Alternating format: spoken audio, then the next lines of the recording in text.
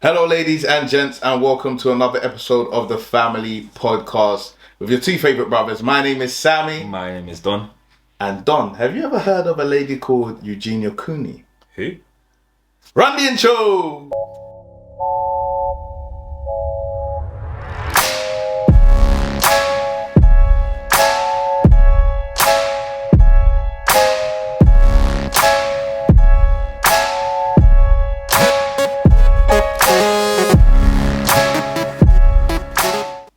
Okay, so today we're going to be talking about a 29-year-old American YouTuber called Eugenia Cooney.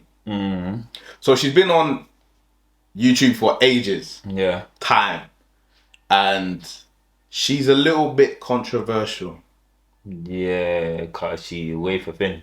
Yeah. Hi guys. Because obviously one of the biggest criticisms has been that she promotes anorexia.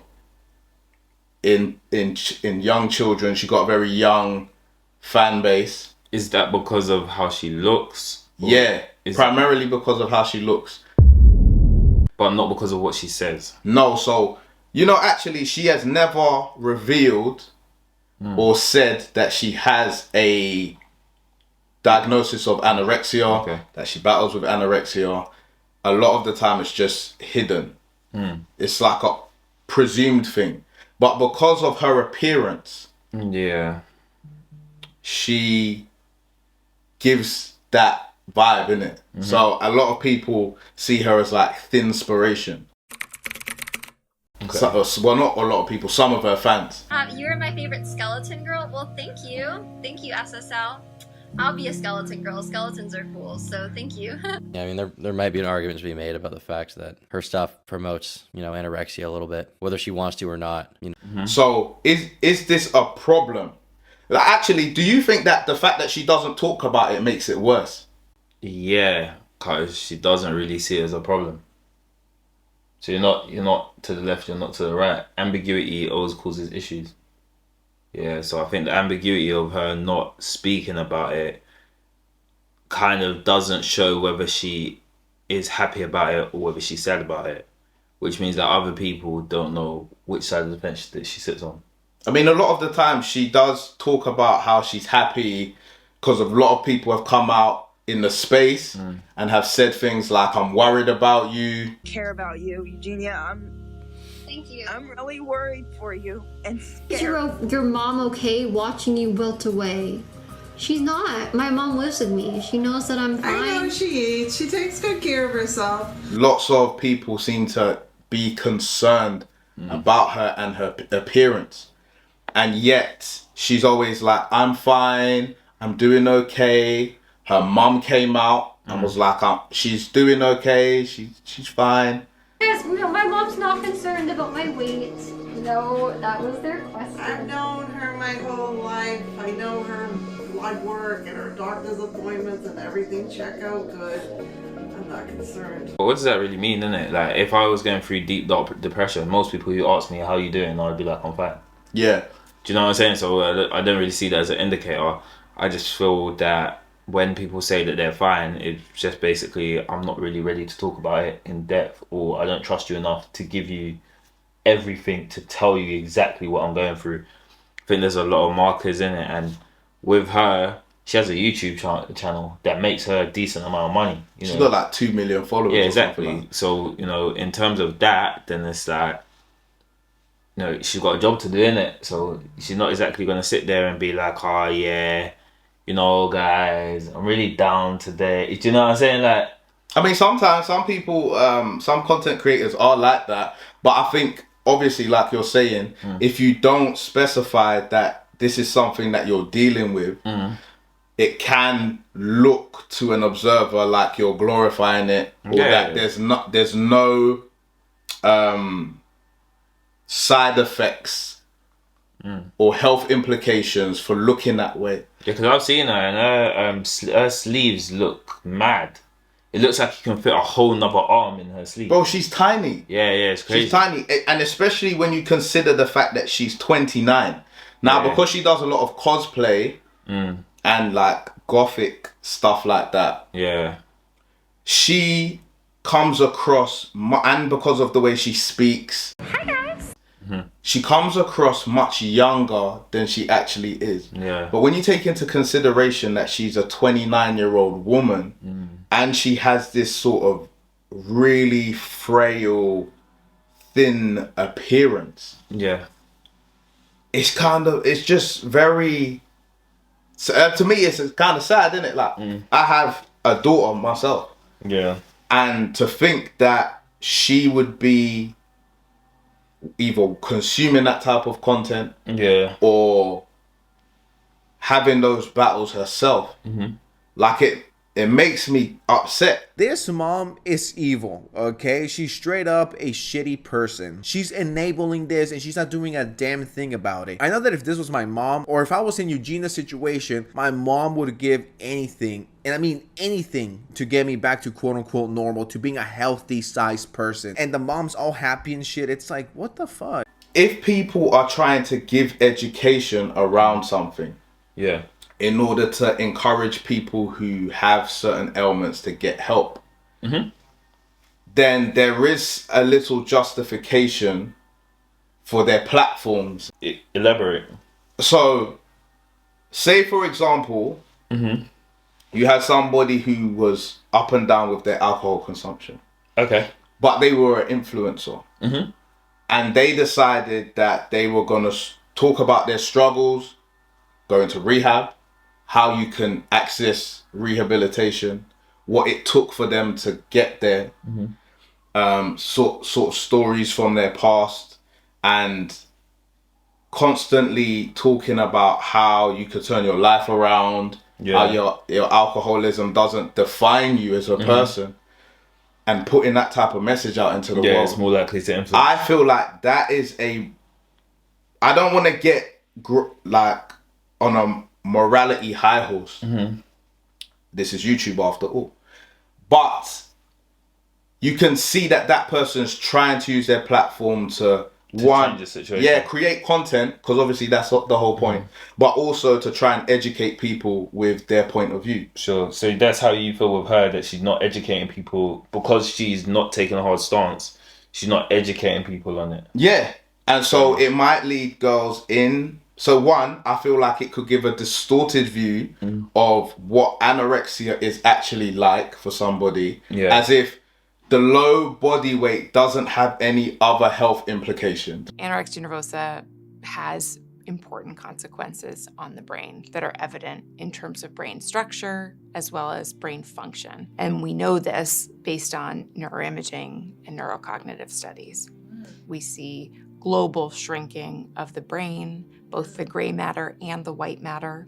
This can be reflected in symptoms like fatigue, difficulty concentrating, or brain fogginess. Anorexia nervosa is a serious mental illness. It's associated with one of the highest mortality risks of any psychiatric disorder, finding that individuals with anorexia nervosa are 5 times more likely to die than age-matched controls without anorexia nervosa, and in fact, they're 18 times more likely to die by. Other psychiatric disorders commonly co-occur with anorexia nervosa include anxiety disorders, obsessive compulsive disorder, and mood disorders like major depression, attention deficit hyperactivity disorder or ADHD, as well as substance use disorders often occur as well. And two, a lot of that can lead to I'm too big. Do you think that's something that she went through? Like in terms of having to conform to her standard? Because she never always looked like that. No, she didn't always look like that.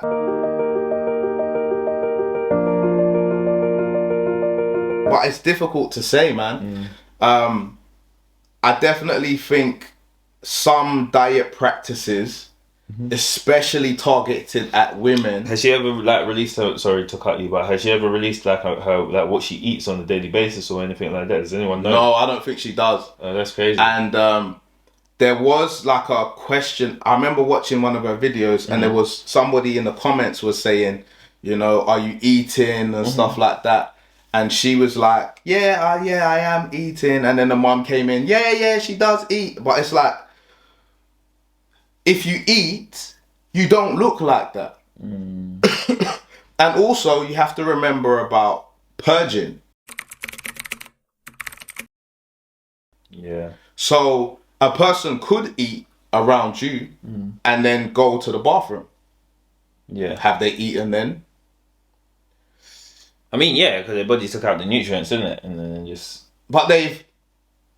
Yeah, the waste. No, they've thrown it all up. Oh. Yeah, that one's wild. Yeah, so this is what I'm saying. So some people are on that. I don't like to say that certain people shouldn't create content. Or actually, I should. I should. Because everybody's tiptoeing around, and I think there should be some standards. And I think that... What would be your criteria to create content? There's the difficult part in it. But I think for example, let's take the alcohol thing that we were talking about. Yeah.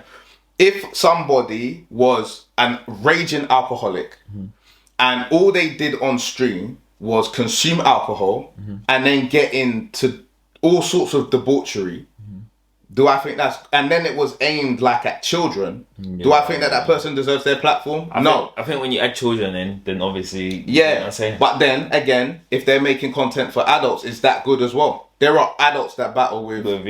But then you get into censorship and... Yeah, you get into the fact that it's like, well, nobody is holding a gun to yourself. Yeah. And asking you to watch this content. Exactly. And even going back to Cooney,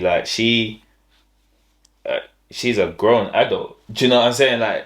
If she was an 18-year-old, then we could blame the mum and say, oh, you never did A, B, and C. But you're talking about what? Would you say she was 28, 29? 29. 29-year-old adult, you know what? You missed the boat, mate. Do you know what I'm saying? It's always hard because, it's a bit like alcohol, like drug use. Some people who are really in it, they can't see it.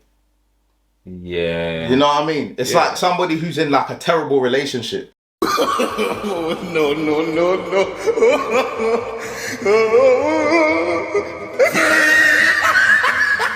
Yeah, they're really and all their friends are saying to them, this person is bad for you, man. This person is bad for you. And they're blind. They just can't see it, innit? Yeah. And then when they come out of the relationship and they've had time to decompress and be away from that person, or maybe a new person comes into their life where they exhibit more healthy traits of what a relationship is supposed to be, then they go, damn, my ex was a piece of work, weren't they? But when they're in it, they can't see it. And I think with people with eating disorders, the eating disorder thing is crazy because they don't see themselves how they actually look. Yeah. Do you know what I mean? Yeah. I remember... It took me a while to beat that one still. Yeah. I remember there was this American Dad episode where Stan was addicted to purging or something. And he thought that he was getting fat. A lot of people have this thing, as you said, isn't it? Body type is really important for a lot of people.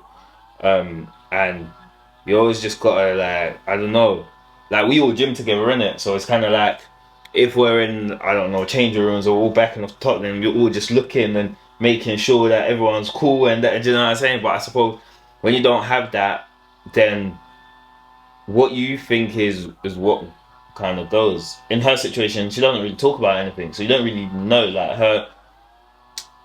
I think this is where it gets kind of techie. Her YouTube is not for the way that she looks, but it has garnered so much attention technically. Yeah, but also do you think she knows that? Yeah, because people comment on her page. Yeah. People say skeleton girl or skeleton frame, and then there's a bit where she says, "Oh, skeletons are cool." Yeah. So she doesn't actually acknowledge the fact that she looks skeletal. Well, she doesn't choose to react to it. Yeah, but you'll see. But when you say skeletons are cool, you're validating. Yeah, you're validating your position. Yeah, you can't act like you're not. Yeah. So then, for me, that's a as a dad who would be somebody who's trying to monitor what my daughter's watching and what she has access to. to me, that would be a problem. That would be something that was a contraindication for the fact that she was watching that. Yeah. But, you know, it's like I say, it's difficult because you don't want to say to somebody, don't do it. Like, don't put your stuff out. Because, again, it's solely her person. Like, her content might mean a lot to a lot of the people that she See, that's watches. The thing. I didn't really pre a lot of her like what she's actually bringing to the space. So she does a lot of vlogs. But what though? So like her day, just day like to her day. days. I know she went to like Disneyland. So like she vlogged like her experience. I think she does some stuff with her mum. I think her mum was baking one time. And but is it interesting because she's skinny? But see, it's hard, isn't it? We don't know. That's hard. Thing. I mean, I think you get. I think your viewership is not a monolith.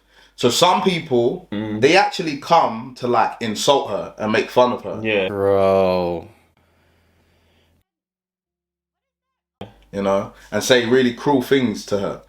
Some people watch because they are interested in the content of what she provides. And some people watch because they find her figure fascinating and maybe desirable as well. See, that's the thing. It's like, I don't know. I feel like without knowing, because for all intents and purposes, she could just be someone who's living out her life. Do you know what I'm saying? Like, and yeah, she's like, people feel like she looks a certain way, but she's just doing her thing. Yeah, she found a way to make money. Everybody needs a job. Do you know what I'm saying? Everybody needs finances. How are you going to get it? She found YouTube. She's like, I'm actually good at this. Maybe she thought that she's really empathetic with people. She's got the tone. She's got the voice.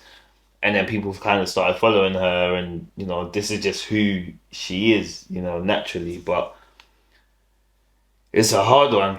It is a hard one because it's kind of like, well, do you say then that people have to fit a certain like typecast? Do you know what I'm saying? So do we say that actually anyone who is obese or anyone who is, you know, anorexic, they can't have, do you know what I'm saying? A platform. But we see oversized people do mukbangs all the time.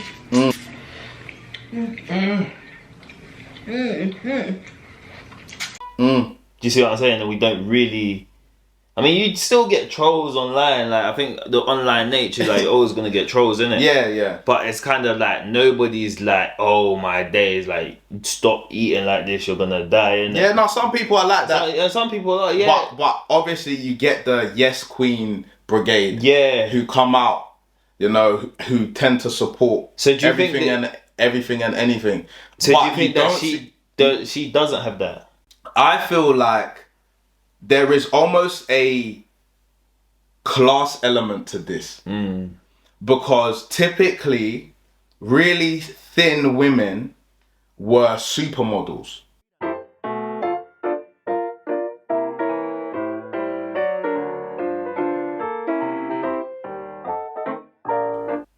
Yeah. Remember, they were like supermodels, they were on the cover of Vogue and all the rest of it. And people really disliked that. And they were like, this body type is a problem and it's holding women to an impossible standard. Yeah. And then slowly it was like, we need representation for bigger girls. I remember this. So at that time, it was like, you couldn't be a supermodel if you were like size 14, or above. Yeah. And then eventually, it's gone 14, 18, 20. And so nobody's realized like the kind of cutoff point.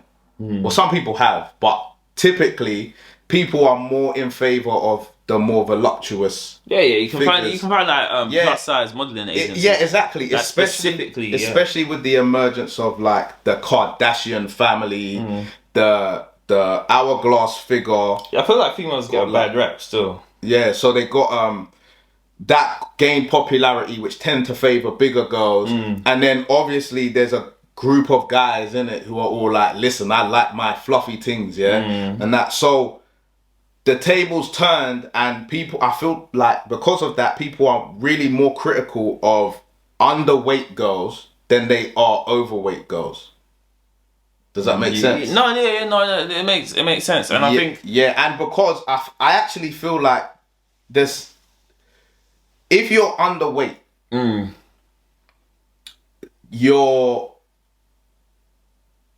this is gonna sound mad to say, innit? But like your female appearance is not the same as somebody who is thicker. Well, so you have your breasts are smaller, your bum is smaller. What do people say all the time? Like, I don't want no flatty.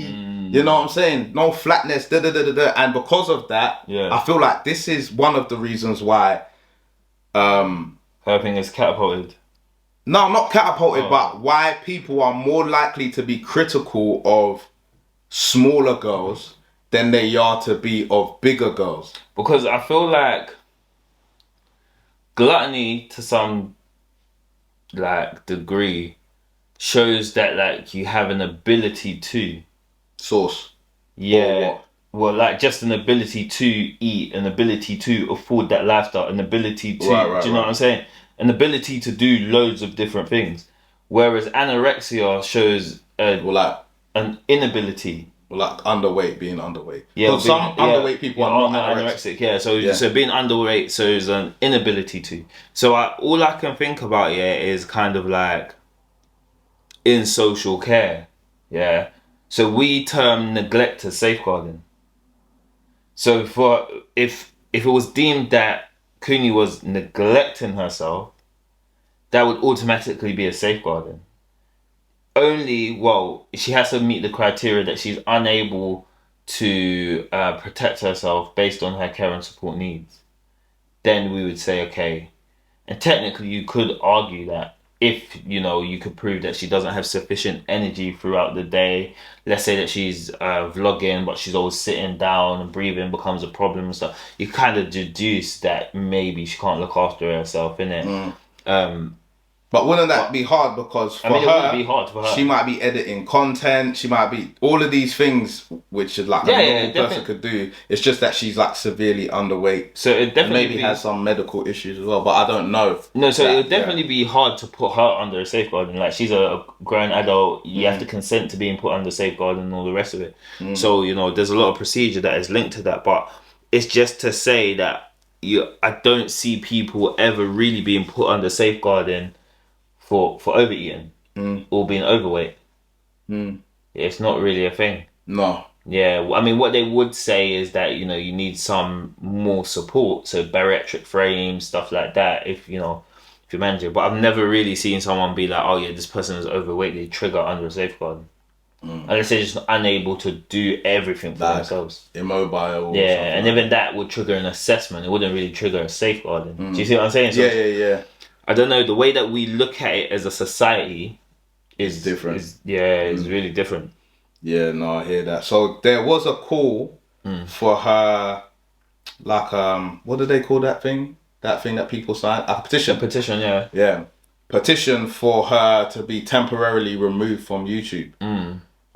In order to encourage her to maybe gain some weight and then come back. Because like we said before, the main criticism is that she encourages this type of look amongst young children. Yeah. So do you think that people should be taken off platforms for that or not? Because this is the hard part. Like, what do you do with content that could be harmful? Like, if we're a free society, you say, listen, everybody is an intelligent person. Yeah. And so you decide what you want to watch. And the things that you don't want to watch, they will slowly lose relevancy and go away. And then if you're a parent, you undertake that for your children. So you monitor what they watch. And when it looks like they're watching things that are not appropriate for their age or things that could be harmful, you say, listen, you can't watch that.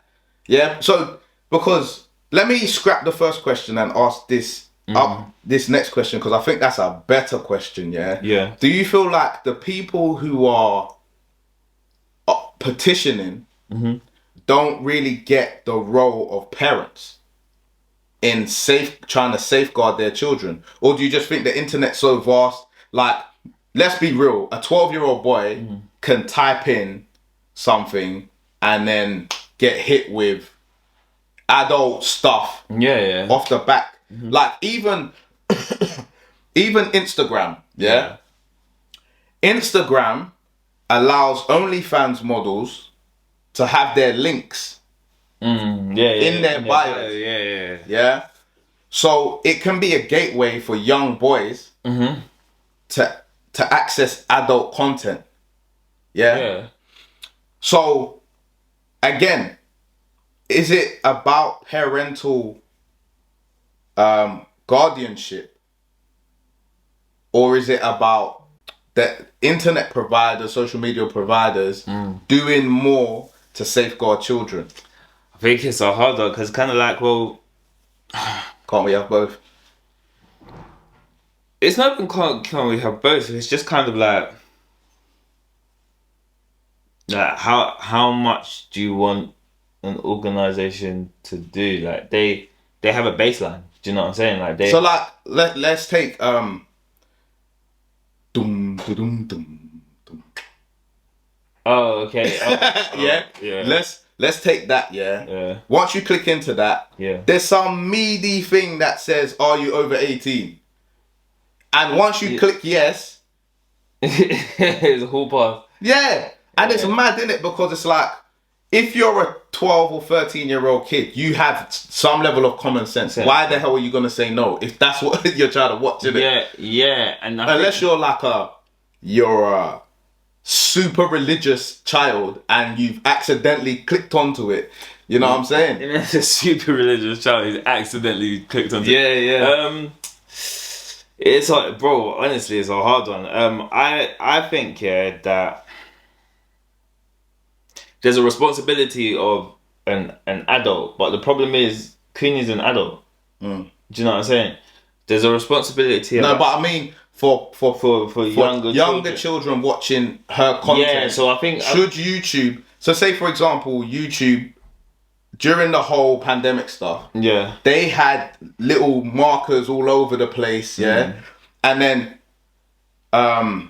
they had like links or whatever. So you think they should do similar? Why can't they do that? Because then there's nothing wrong with that. That makes total sense. Yeah, it makes total sense that you would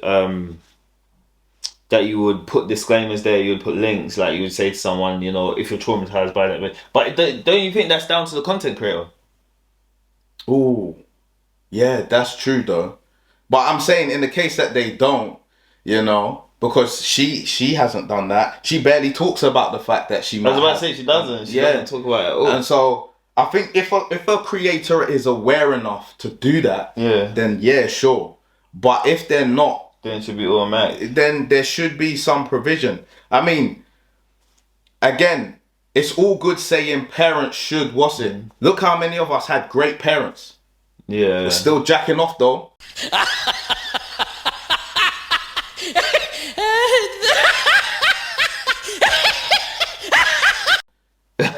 Do you feel what I'm saying? Like you still got caught up in things that you weren't supposed to do. Even though your parents were good parents and they had good intentions, but that's because they can't monitor you every day. But that's how I feel about the online sphere. It's like your parents can't monitor you every day. The websites can't monitor you every day, and neither can the content creator monitor you every day. So this is where the gap in the market is always going to be. Yeah, but the question is, can internet providers and social media sites do more? I mean, yeah. They can always do more. I think they can always do more. Like YouTube in 5 years is not going to be the YouTube that we know. You know, like I remember when the Facebook icon didn't look as glossy as the Facebook icon looks now. So I think they can always do more. The real question is, will they? Remember, they have a baseline of what they're willing to agree to and what they're not, financially and morally, you know. And I feel like unless you have the moral backing, unless you have the financial backing, it's going to be hard for you to propose anything to YouTube. Do you know what I'm saying? It's like you're essentially asking them to do more work, more back-end coding. Yeah. To protect people And the real question is always, do they actually have a responsibility to do this? Yeah, that's what I don't know. So let us know if you enjoyed the episode. Like and share if possible. We're small growing channel, but we're getting more followers by the day. So thank you guys. And until the next time, my name is Sammy. My name is Don. And we've been the family. Bye. We took off our chains, shone brighter than they ever did. We jumped around in the rain, and we were in our element. Yeah, we were throwing rollies in the river, Versace in the bin. Left it for the win. Yeah, we were throwing rollies in the river, Versace in the bin. Back when we were kings. They talk about their brands like it give them power. Here's my 50 cents when in the club. I was moving shower, I was moving ghost. Most of my dons thought I was moving sour. The beat knocks like Greg, we get lost.